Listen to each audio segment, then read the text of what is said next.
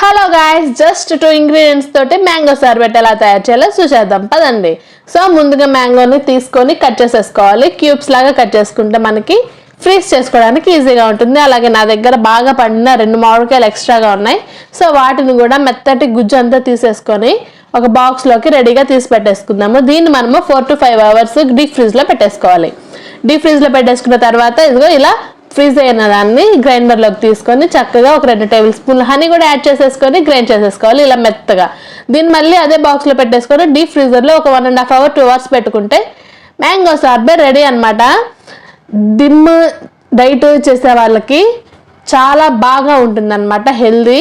అలాగే ఎలాంటి guilt feel లేకుండా తినేయచ్చు. టేస్ట్ అయితే చాలా బాగుంది.